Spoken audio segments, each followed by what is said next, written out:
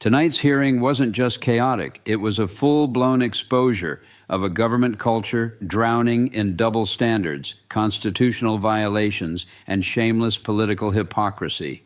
In this explosive congressional clash, the excuses start flying, the accountability disappears, and the same people who preach law and order suddenly look terrified when the spotlight turns on their own conduct. You can almost see the panic set in, the evasive answers, the interruptions, the deflections, the desperate attempts to change the subject as the pressure builds and the cracks begin to show. This is what it looks like when power is challenged in public, and the people defending the system know they're losing control. And at the center of it all is Representative Jasmine Crockett, coming in relentless, sharp, and unapologetic, forcing the kind of confrontation they hoped would never happen on camera. Stay with me, because in the next clip, Jasmine Crockett is about to reveal details that blow this entire debate wide open. So like this video and subscribe to the channel right now. Thank you, gentlemen. Chair recognizes Ms. Crockett from Texas. Okay, I'm going to try to go really fast because I got a lot to cover. So I'm starting with the AG. I want you to tell me whether or not it's lawful or lawless ignoring court orders. That's lawless. Impounding congressional funds. Violates the law. Invoking emergency powers when there is no emergency. Unlawful. Sending troops without an invite. Violates the law. Covering for pedophiles. I just threw that one in there. Okay, I'll move to the next one. What about revoking birthright citizenship? Violates the 14th Amendment of the Constitution. How about violating due process? Violates the 5th and 14th Amendment of the Constitution. How about what we see happening with redistricting that would in some way minimize, if not delete, the voices of people of color as they are going through and illegally going through this process? Is there a constitutional amendment that you can think of that is associated with that? Probably many, but it is Okay. unlawful and unconstitutional and un-American. Thank you. As well as, can you tell me if it is lawful or lawless to violate free speech?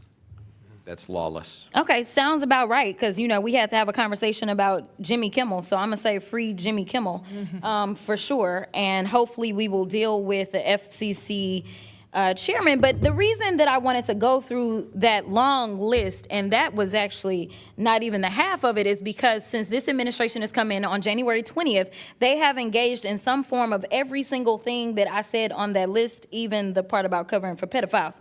So my question is, why are we sitting here today? Number one, they already passed their bootleg laws, and it's clear that even the bill author is not well informed about what his bill does.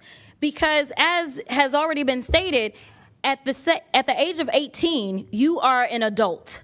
So this idea that somehow 21-year-olds were now somehow juveniles under DC law, is that accurate or inaccurate? It was inaccurate, misunderstood the way the law works. Correct. Could not understand how to read the law and decided that they were going to rewrite the law and mess up the law. And to be clear, we were talking about judges being able to have enough discretion to decide whether or not they were going to give someone an opportunity maybe to clean their record, such as the bill author was given that opportunity under Florida law because his second felony was picked up when he was 21, to be clear. So he was older than 18. And under this law, if you were under, 25, so 24 or under, then the judges had discretion, correct? But only in certain kinds of cases, not the most serious cases. And in fact, that discretion was, as we know, exercised very rarely. And it would have been an opportunity had the Congress wanted to talk with the folks who are involved in applying that law and seeing how it works, to understand that this is not a law that's out of sync with other states, and it's working. Thank you so much. And the reason that it matters is because now the gentleman from Florida is trying to become a governor, and chances are maybe D.C., once they get statehood, could have had a future governor that had a second chance. But since they don't want other people to have chances that they've been given, they want to just pretend like they are bigger and better than. So I will move on because I am frustrated that we are having this hearing when we know that this administration can't take care of their own business. As we know, they recently illegally bombed yet another Venezuelan boat, and we may be headed for a war. We know that this particular president has decided that he wants to shake down people as relates to the First Amendment, because he has filed not one lawsuit, not two lawsuits, but he has filed numerous lawsuits. He filed a lawsuit against the New York Times. He filed one against the Wall Street Journal, against CBS, against ABC, against the Des Moines Register. He is doing all of this because he wants to quash any speech that is not appreciative or lauding him, which is pretty much anything that's factual. So let's talk a few facts about these January 6 felons that should still be incarcerated because they went through the process, but because they were doing things on his behalf, of course, he wanted to let them go. So they released more than 1,000 people who participated in the insurrection on this government, many of whom who had previous criminal records, like Mr. Theodore Mendenforth, who was convicted of predatory criminal sexual assault of a child, or Mr. Peter Schwartz, who had 38 prior convictions, including one where he beat his wife by repeatedly punching and biting her.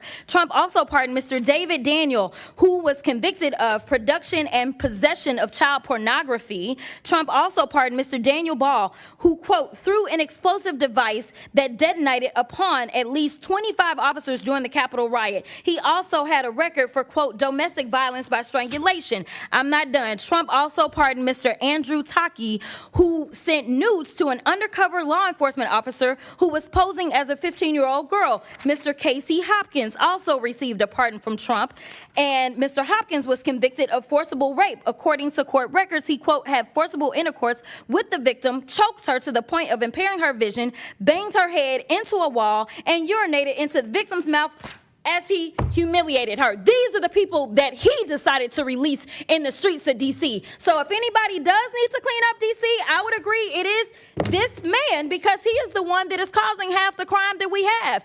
Not only is he participating in the crime, but we know that he instigated the insurrection. And if I did say that I had one issue with the Biden-Harris administration, it is the fact that they did not move forward and make sure that this man was put where he should have been put. Because the last time I checked as a criminal defense attorney, and Mr. Attorney General, you may have a different experience, but I never had a defendant that had 34 convictions for felonies and did not spend one day in jail. Never in my life. And the last time I checked, the party of law and order is the only one that decided that they would be out of order and decided to nominate someone who was not only indicted but was actually convicted of multiple felonies. That has never happened in this country, and it is a shame that we are dealing with it now, and now he wants to tell y'all how to do your jobs. Okay.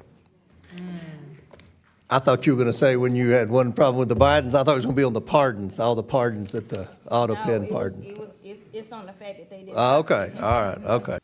And let's be honest, what you just watched is exactly why so many people are fed up with the circus in Washington. The same politicians and power-hungry insiders who lecture the public about rules, order, and respect for institutions are the first ones to dodge questions, twist facts, and hide behind procedural nonsense the second they get challenged. It's not leadership, it's cowardice in a suit. It's arrogance, hypocrisy, and damage control dressed up as public service. And when someone like Jasmine Crockett steps in and forces the issue, suddenly the room gets tense, the interruptions start, and the mask slips. That's not an accident. That's what happens when the truth hits people who built their careers on spin. This is bigger than one hearing and bigger than one viral moment. This is about whether the public is going to keep getting played by people who think they can break trust, dodge accountability, and still walk away acting like they won. If you're tired of watching these same shameless tactics over and over, deflect, deny, interrupt, distract, then don't just watch and move on. Help push this conversation forward. Support this channel if you want more breakdowns that cut through the noise and call out the hypocrisy directly without the watered-down nonsense.